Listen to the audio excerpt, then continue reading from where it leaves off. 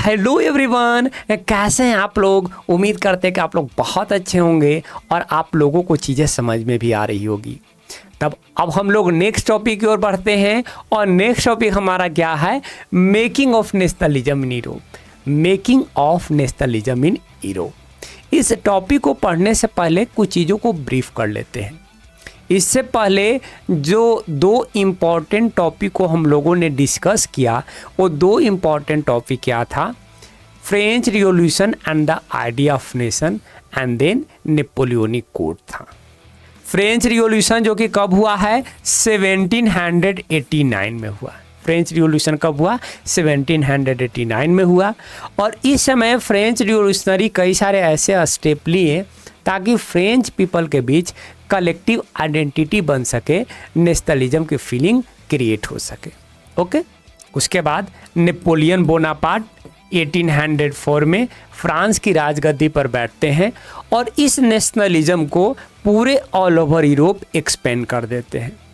Europe के जितने reason को वो एक्वायर करते हैं, सारे रीजन में नेशनलिज्म की आइडियोलॉजी को एक्सपेंड कर देते हैं।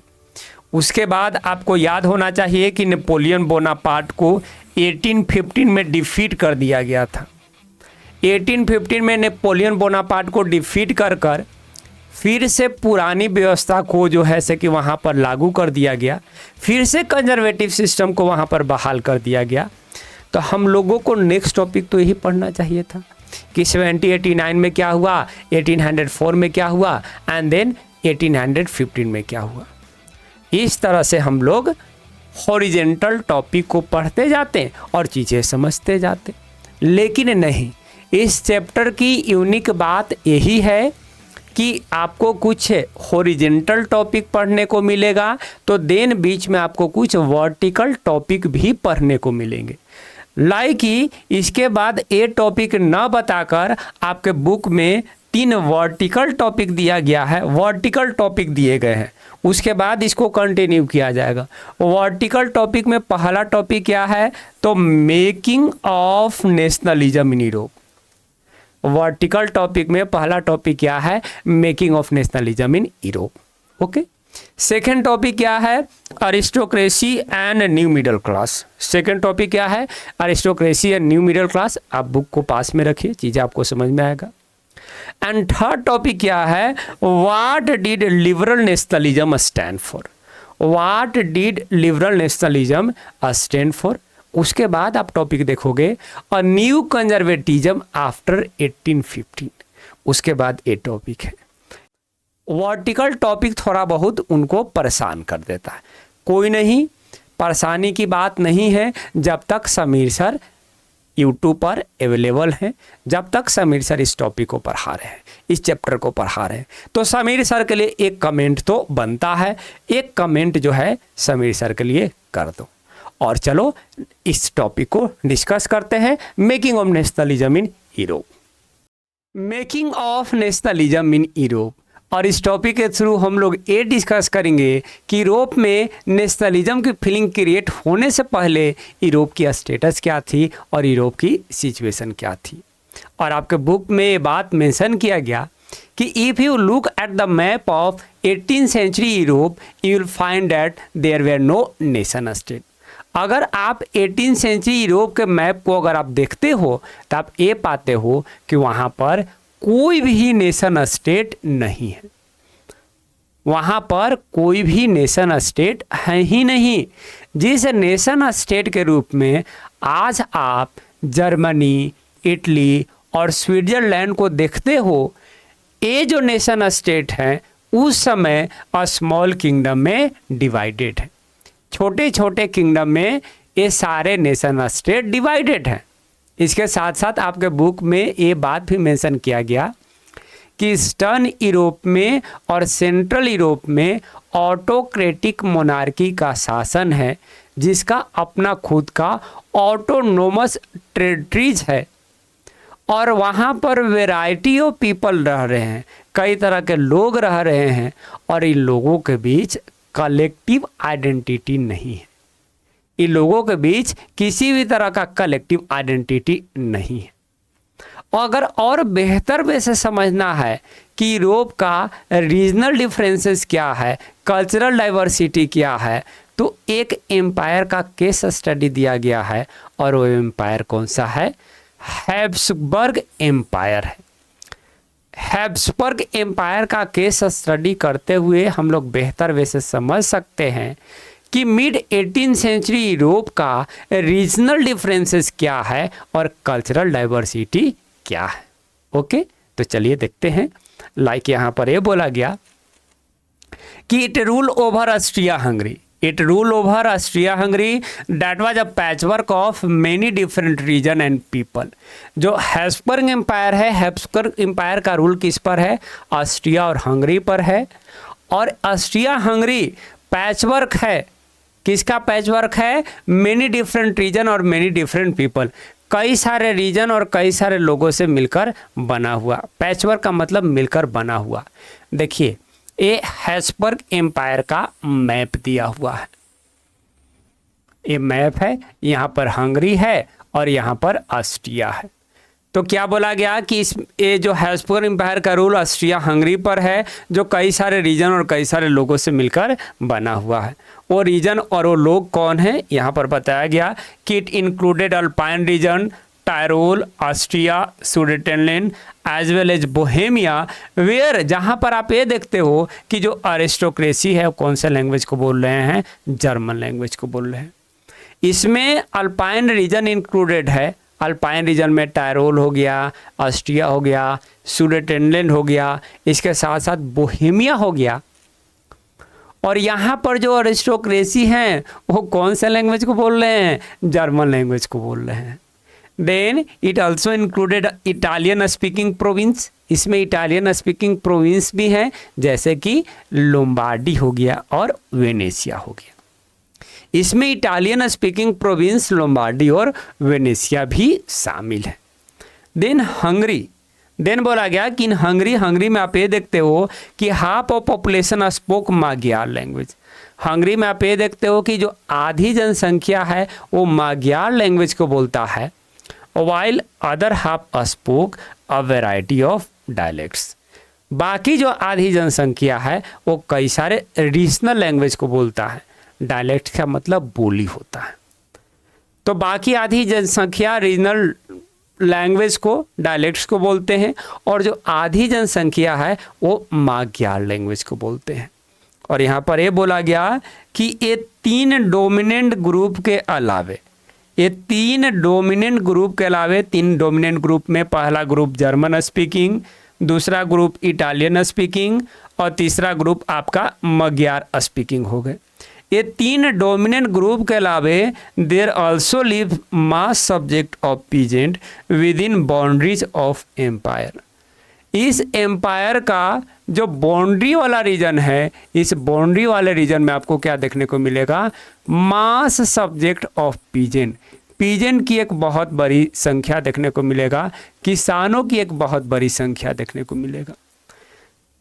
तब आप क्या देख रहे हो कि मिड 18 सेंचुरी का जो यूरोप है वहाँ पर बहुत ज़्यादा रीजनल डिफरेंसेस है और कल्चरल डाइवर्सिटी है।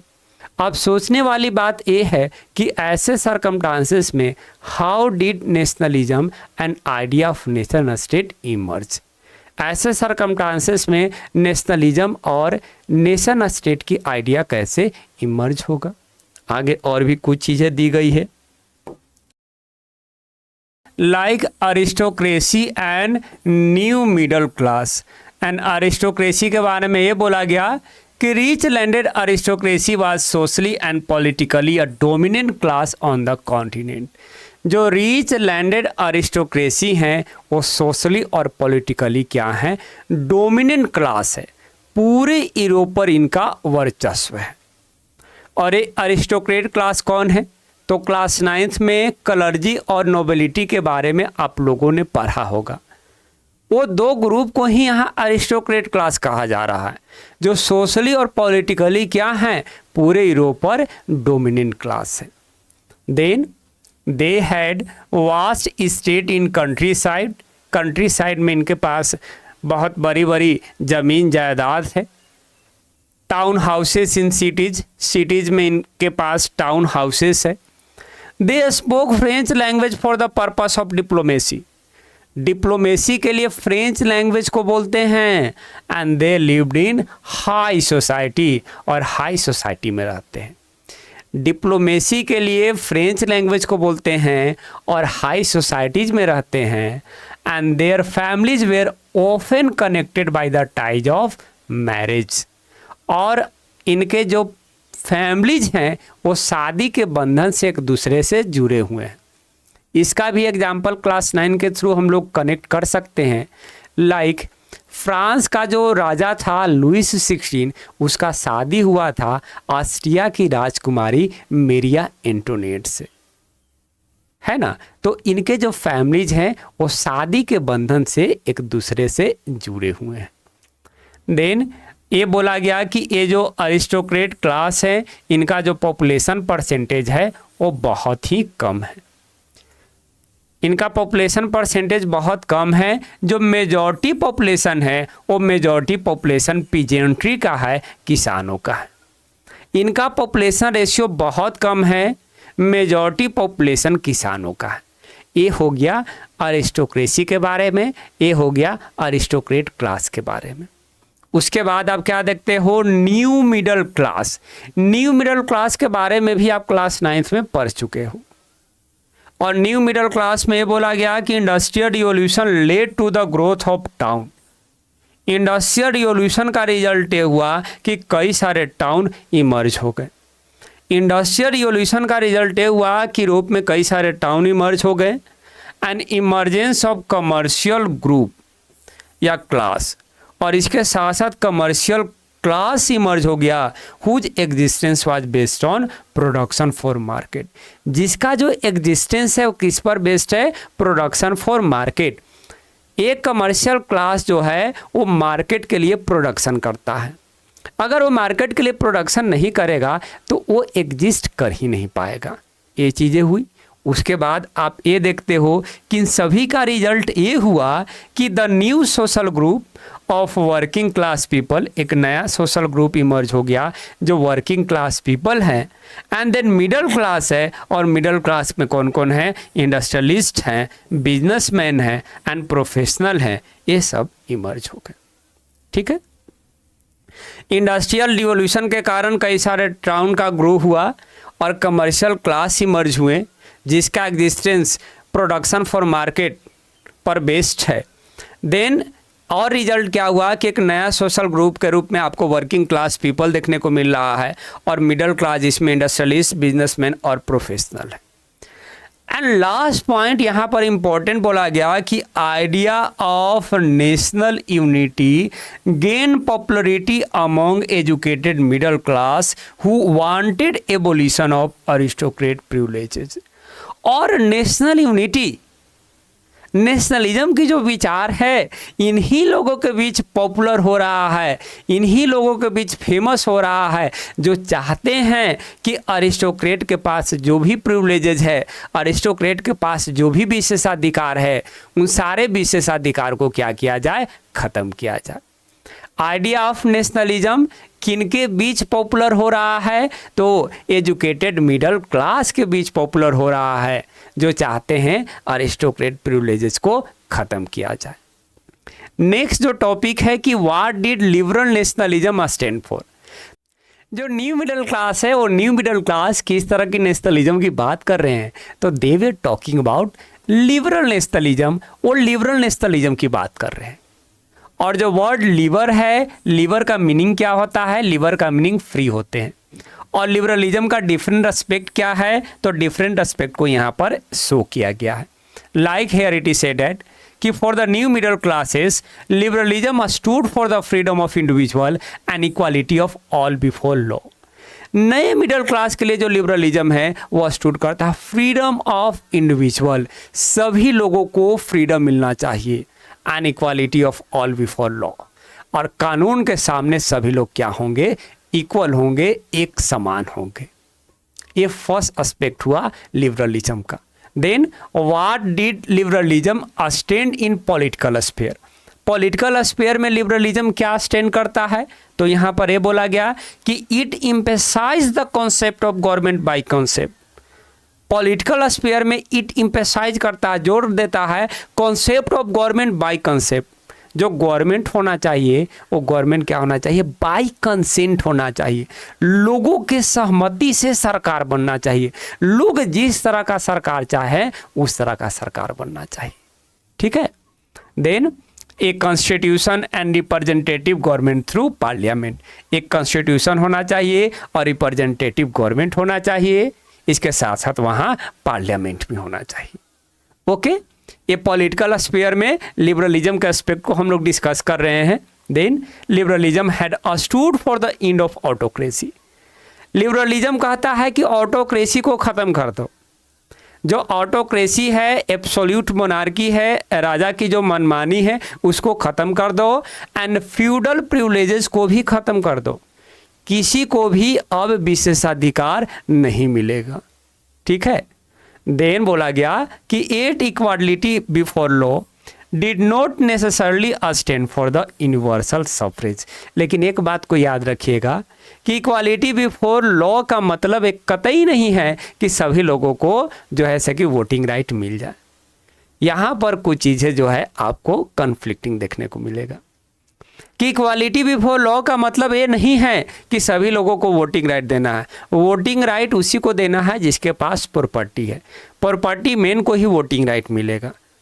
ओके, ये हो गया लिबरलिज्म का पॉलिटिकल स्फीयर में meaning. Okay, then liberalism in economic sphere, liberalism का इकोनॉमिक स्फीयर में क्या मीनिंग है, तो यहाँ पर बोला गया कि the emerging middle classes demanded for the freedom of market. जो इमर्जिंग मिडिल क्लास था वो डिमांड कर रहा था कि क्या किया जाए, फ्रीडम ऑफ मार्केट, मार्केट को फ्री करिए, मार्केट को बिल्कुल फ्री करिए, and abolition of a state impose restriction on the movement of goods and capital. Market को फ्री करने का मतलब क्या है कि मार्केट में जो भी स्टेट के द्वारा रेस्ट्रिक्शन इम्पोज किए गए हैं, मार्केट में जो गिल्ड सिस्टम बना हुआ है वो सबको ख़त्म करिए।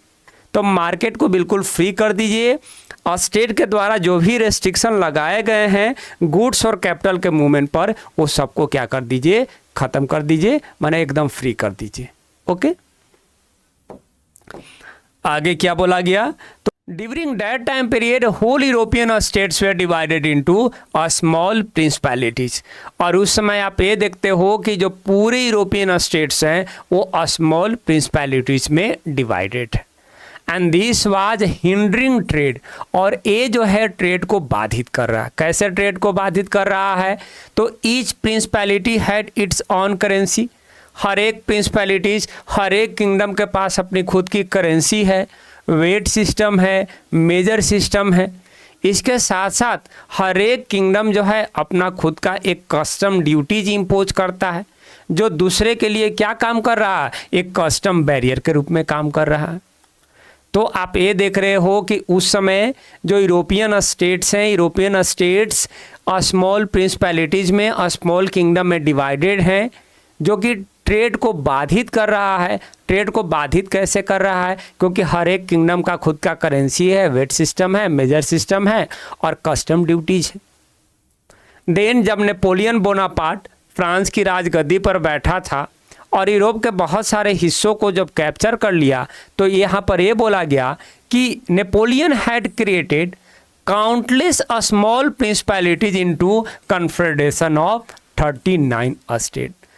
जर्मनी वाले रीजन में जो नंबर ऑफ प्रिंसिपैलिटीज थे उसको कन्वर्ट कर दिया, 39 स्टेट के कन्फेडरेशन में कन्वर्ट कर दिया, 39 स्टेट के कन्फेडरेशन में उसने कन्वर्ट कर दिया। ओके, यहाँ पर कुछ एग्जाम्पल दिए गए हैं कि कैसे ये जो चीज़ें थी वो ट्रेड को बाधित करता था। लाइक यहाँ ये बोला गया कि इफ़ अ मर्चेंट, कोई एक मर्चेंट है जो 1833 में हैम्बर्ग से न्यूरमबर्ग जो है वो ट्रेड करना चाहता है, तब उसको 11 कस्टम बैरियर को फेस करना पड़ता था और हर एक कस्टम बैरियर पर उसको 5% टैक्स देना पड़ता था। जो भी वो गुड्स ले जा रहा है वो गुड्स की जो वैल्यू है उस वैल्यू का 5% टैक्स देना पड़ता था। हैम्बर्ग से न्यूरमबर्ग जा रहा है जो कि डिस्टेंस बहुत ज़्यादा नहीं है, और इतने छोटे डिस्टेंस में उसको 11 कस्टम बैरियर को फेस करना पड़ रहा है और हर एक कस्टम बैरियर में उसको 5% टैक्स देना पड़ रहा है। Okay, and the measure of cloth for example एले, और वहाँ पर क्लोथ के लिए जो मेजरमेंट के लिए जो यूनिट यूज किया जाता था वो एले था, और एले की जो वैल्यू थी वो अलग अलग जगहों में अलग अलग था। लाइक फ्रैंकफर्ट में इसकी वैल्यू जो थी 54.7 सेंटीमीटर था। मेंज में जो इसकी वैल्यू है 55.1 सेंटीमीटर है। न्यूरमबर्ग में जो इसकी वैल्यू है वो 65.6 सेंटीमीटर है। देन फ्रेबर्ग में आप क्या देख रहे हो, 53.3 सेंटीमीटर। तो ये बहुत बड़ी जो है चैलेंजिंग था, ये कहीं ना कहीं ट्रेड को बाधित कर रहा था कि जो यूनिट मेजरमेंट के लिए यूज किया जा रहा है उसकी जो वैल्यू है वो अलग अलग जगह पर अलग अलग है।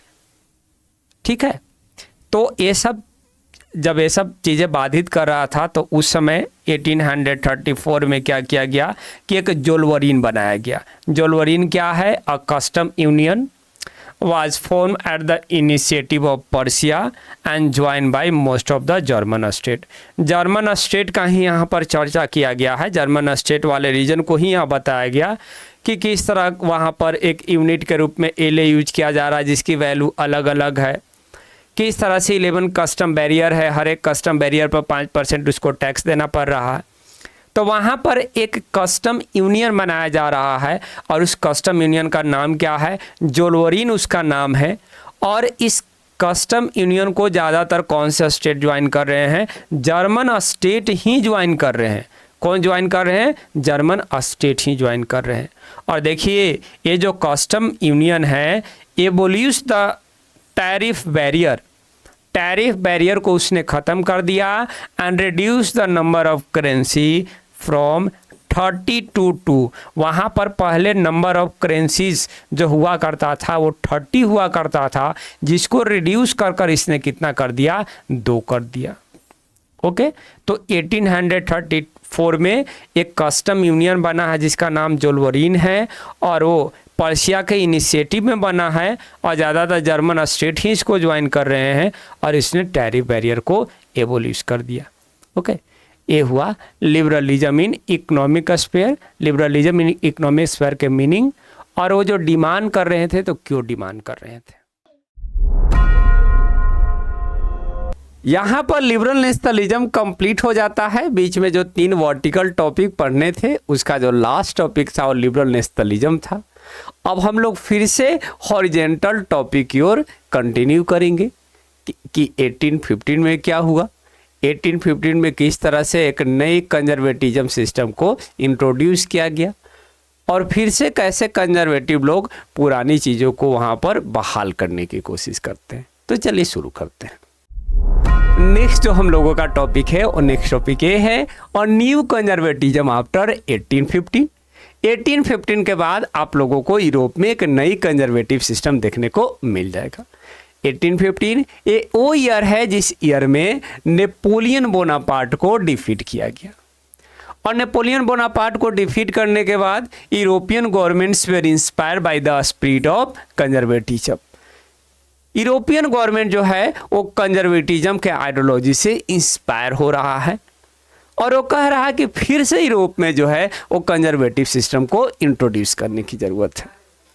And conservative believe that establish traditional institution, conservative का ये मानना है कि जो ट्रेडिशनल इंस्टीट्यूशन जिसको एस्टेब्लिश करके रखा गया है, चाहे वो स्टेट के हो या सोसाइटी के हो, जैसे कि मोनार्की हो गया, चर्च हो गया, सोशल हायरार्की हो गया, प्रॉपर्टी हो गया एंड फैमिली हो गया, दैट शुड बी प्रिजर्व, उसे प्रिजर्व करने की ज़रूरत है, उसे बचाने की ज़रूरत है।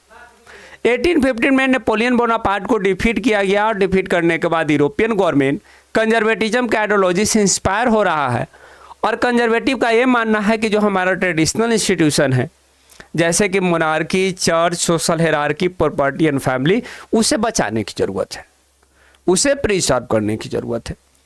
Most conservative did not want to return to pre revolutionary days. हालांकि जो ज़्यादातर जो कंजर्वेटिव हैं वो प्री रिवोल्यूशनरी डेज में रिटर्न करना नहीं चाहते हैं। 70-89 से पहले जो सिचुएशन था उस सिचुएशन का कमबैक नहीं चाहते हैं, इसलिए तो इसको न्यू कंजर्वेटिज्म बोला गया है। ये ओल्ड कंजर्वेटिज्म नहीं है, ये न्यू कंजर्वेटिज्म है, क्योंकि ये पूरी तरह से पुरानी व्यवस्था को इंट्रोड्यूस करना नहीं चाहते। रैदर दे रियलाइज दैट कि modernization could strengthen traditional institution like monarchy. जो मॉडर्नाइजेशन है, जो आधुनिकरण है, ये आधुनिकरण कहीं ना कहीं हमारे ट्रेडिशनल इंस्टीट्यूशन को मजबूत किया है। नेपोलियन बोनापार्ट के द्वारा जो मॉडर्नाइजेशन किया गया है, ये मॉडर्नाइजेशन कहीं ना कहीं हमारे ट्रेडिशनल इंस्टीट्यूशन को मजबूत करने की काम कर रहा है। ठीक है। European powers like Britain, Russia, Persia and Austria, European power जिसमें ब्रिटेन हो गए, रसिया हो गए, पर्शिया हो गए, ऑस्ट्रिया हो गए, ये साथ मिलकर नेपोलियन बोनापार्ट को डिफीट किए थे। ये सारे देश साथ मिलकर नेपोलियन बोनापार्ट को डिफीट किए थे, और डिफीट करने के बाद इनकी बैठक हो रही है, वियना में बैठक हो रही है, और बैठक इसलिए कर रहे हैं ताकि यूरोप के लिए नए सेटलमेंट वो कर सके, यूरोप के लिए चीज़ें डिसाइड कर सके कि अब यूरोप में किस तरह का गवर्नेंस सिस्टम होना चाहिए। तो ये चीज़ें हो गई कि यूरोपियन पावर जिसमें ब्रिटेन, रसिया, पर्शिया और ऑस्ट्रिया है, जो नेपोलियन बोनापार्ट को साथ मिलकर डिफीट किए, और डिफीट करने के बाद एक बैठक कर रहे हैं, और एक बैठक से चीज़ें डिसाइड किया जाएगा कि यूरोप के लिए आगे क्या होगा। ये बैठक वियना में हो रहा है, और इस बैठक को, इस सम्मेलन को, इस कांग्रेस को कौन होस्ट कर रहे हैं? तो ऑस्ट्रिया के चांसलर होस्ट कर रहे हैं, जिनका नाम क्या है? ड्यूक मेटरनिक है। जिनका नाम क्या है? Duke Metternich. वियना चूंकि ऑस्ट्रिया में ही था, वियना चूंकि ऑस्ट्रिया में ही था, इस वजह से ऑस्ट्रिया के चांसलर को बोला गया कि चलिए भाई, आपके ही जगह पर ये सम्मेलन हो रहा है, इसलिए आपको क्या करना चाहिए? होस्ट करना चाहिए। और इसे ट्रीटी ऑफ वियना बोला गया है, और ट्रीटी ऑफ वियना के थ्रू कई सारे चेंज जो है यूरोप में इंट्रोड्यूस किया गया। What are the major point of the Treaty of Vienna that were held in 1815? Let's come and see.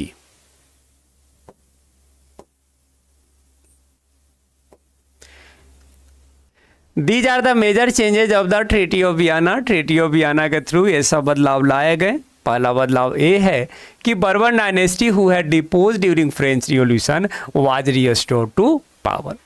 Bourbon dynasty, जिस डायनेस्टी को फ्रेंच रिवॉल्यूशन के बाद डिपोज कर दिया गया था, रिमूव कर दिया गया था, उसको फिर से पावर में रिस्टोर किया गया। उसको फिर से पावर दिया गया कि आप जाइए फ्रांस की राजगद्दी पर विराजमान होइए, जाइए वहाँ शासन करिए।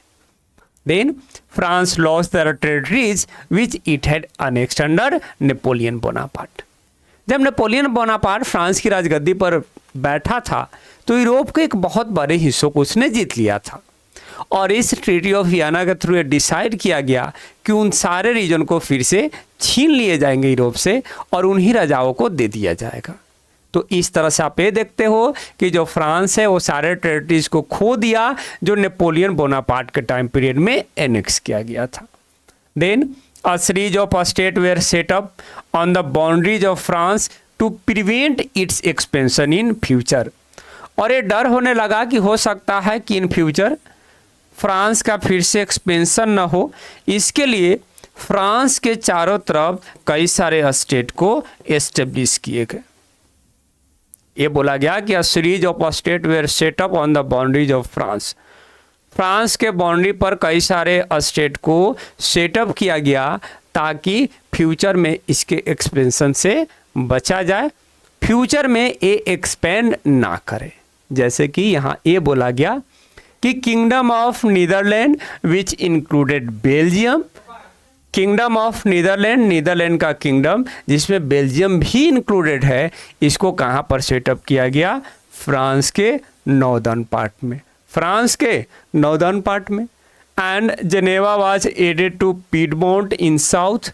और फिर आप ये देखते हो कि जेनेवा को जो है से कि फ्रांस के साउथ वाले रीजन में सेटअप किया गया।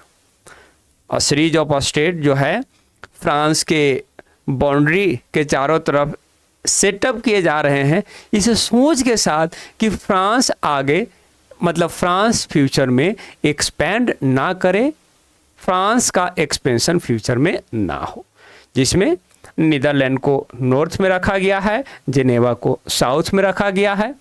Persia was given new territories on it's western frontier including Saxony.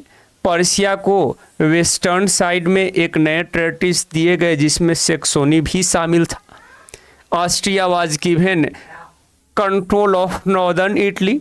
Northern Italy आपका इधर हो जाएगा, तो नॉर्दर्न इटली के कुछ हिस्सों को किसको दे दिया गया? ऑस्ट्रिया को दे दिया गया। देन जो जर्मन कन्फेडरेशन 39 स्टेट के जो जर्मन कन्फेडरेशन थे, जो नेपोलियन बोनापार्ट के द्वारा सेटअप किया गया था, इसको किसी भी तरह से अफेक्ट नहीं किया जा रहा है, इसमें कोई चेंज नहीं लाया जा रहा है, क्योंकि ये न्यू कंजर्वेटिज्म थे ना। तो ये न्यू कंजर्वेटिज्म का ये मानना था कि जो चीज़ें रेशनल है उसमें कोई बदलाव नहीं किया जाए, उसमें कोई सुधार नहीं किया जाए, उसको छोड़ दिया जाए ऐसे ही। तो इन लोगों को लगा कि जो कन्फेडरेशन बनाया गया है वो सही है, इसलिए इसमें कोई बदलाव नहीं लाते हैं। देन इन द ईस्ट, अगर ईस्ट की बात कर लिया जाए तो Russia was given the part of Poland. East में अगर बात कर लिया जाए तो ईस्ट में रसिया को पोलैंड के कुछ हिस्सों को दे दिया गया। ये मेजर पॉइंट है, ये मेजर चेंजेज है जो ट्रीटी ऑफ वियना के थ्रू यूरोप में लाया जा रहा है। और ये ट्रीटी ऑफ वियना कब हुआ है? 1815 में हुआ है। कब हुआ है? 1815 में। ये मोस्ट इम्पॉर्टेंट टॉपिक है, ये वीवीआई टॉपिक है, ये मेजर पॉइंट्स को आप याद रखिएगा। ओके, उसके बाद के कहानी को हम लोग समझते हैं। Conservative regime setup in 1815 were autocratic. और जो कंजर्वेटिव सिस्टम 1815 के बाद सेटअप हुआ है यूरोप में, वो क्या है? ऑटोक्रेटिक है। वो बिल्कुल एब्सोल्यूट है, समझ रहे हैं ना? ये बिल्कुल एब्सोल्यूट है। They did not tolerate criticism, वो क्रिटिसिज्म को टॉलरेट नहीं कर रहा है, कोई उसको क्रिटिसाइज करना चाह रहा है उसको बर्दाश्त नहीं कर रहा है। And try to curb activities, और वो सारे एक्टिविटीज़ को सप्रेस करना चाह रहा है जिस एक्टिविटी के थ्रू उनके लेजिटिमेसी को पर क्वेश्चन किया जा रहा है। That question the legitimacy of the autocratic government. अगर कोई भी अब क्वेश्चन कर रहा है कि आप क्यों शासन कर रहे हो, तो उसको अच्छे से करप्ट कर दिया जा रहा है, उसको अच्छे से सप्रेस कर दिया जा रहा है। तो 1815 के बाद जो नई गवर्नमेंट जो एस्टेब्लिश हुई है यूरोप में, ये नई गवर्नमेंट क्या है? ऑटोक्रेटिक है, एब्सोल्यूट है। वो किसी भी तरह के क्रिटिसिज्म को बर्दाश्त नहीं कर रहा है, वो किसी भी तरह के वो उस क्वेश्चन को बर्दाश्त नहीं कर रहा है जो क्वेश्चन उनसे किए जा रहे हैं कि आप शासन क्यों कर रहे हो। देन दे इम्पोज सेंसरशिप, वो सेंसरशिप को इम्पोज कर दिया। वाट टू कंट्रोल, ताकि कंट्रोल किया जाए कि what was said in newspaper, newspaper में क्या बोला जा रहा है, क्या लिखा जा रहा है, बुक्स में क्या प्रिंट हो रहे हैं, एंड प्लीज क्या क्या नाटक हो रहा है, इन सभी पर सेंसरशिप वो इम्पोज कर दिया। मतलब अब पूरी तरीके से कंजर्वेटिव डिसाइड कर चुके हैं कि कंजर्वेटिव सिस्टम से ही जो है से कि यूरोप में शासन किया जाएगा। अब सवाल ये है कि जो क्रांतिकारी थे, जो रिवोल्यूशनरीज थे, अब उनका क्या होगा? वो क्या करेंगे?